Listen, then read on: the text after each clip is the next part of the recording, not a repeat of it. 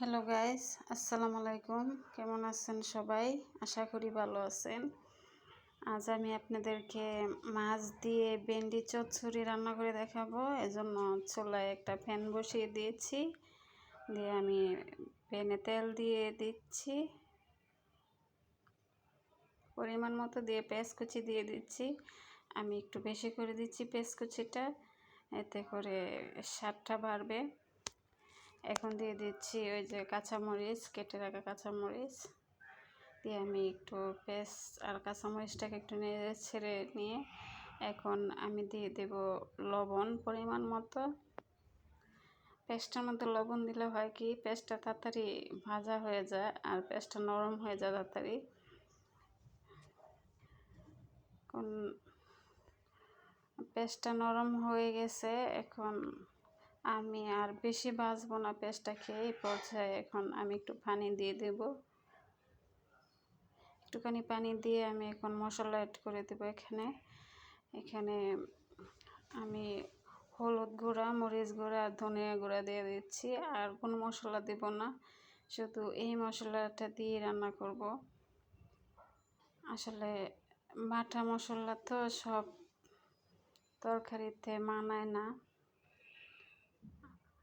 আপনারা চাইলে দিতে পারেন, তবে আমি সব তরকারিতে আমি বাটা মশলাটা ইউজ করি না, আমার কাছে ভালো লাগে না, স্বাদ লাগে না।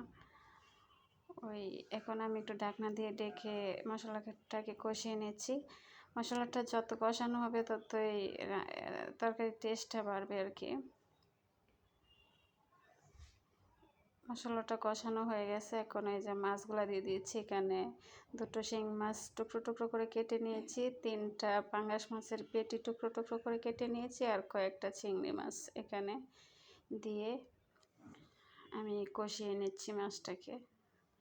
এভাবে ভেন্ডিটা রান্না করলে খুবই টেস্ট হয়, আপনারা ট্রাই করে দেখবেন। আমি এভাবে রান্না করি, খুবই মজা হয় খেতে। এখন আমি একটু ঢাকনা দিয়ে ডেকে কষিয়ে নেব 2 মিনিটের মতো। আমি 2 মিনিট পর আবার ফিরে আসলাম। দেখুন আমি ঢাকনাটা উঠিয়ে নিচ্ছি, কষানোটাও হয়ে গেছে এর মধ্যে। এখন আমি কেটে রাখা ভেন্ডিটা আমি দিয়ে দিচ্ছি। এখানে 500 গ্রাম ভেন্ডি আমি দইয়ে কেটে পরিষ্কার করে নিয়ে নিয়েছি। এখন আমি মিশিয়ে নিচ্ছি মাছটার সাথে ভালো করে।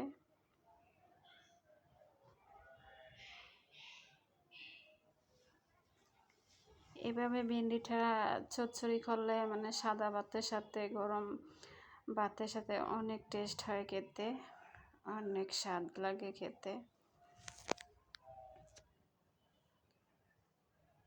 আমি ভালো করে মিশিয়ে নিচ্ছি।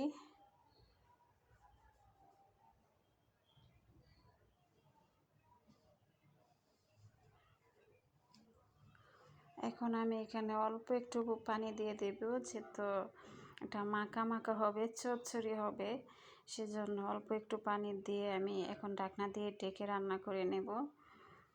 আমি ঢাকনা দিয়ে ডেকে রান্না করে নিয়েছি, আবার ঢাকনাটা উঠিয়ে আমি নেড়ে ছেড়ে দিচ্ছি।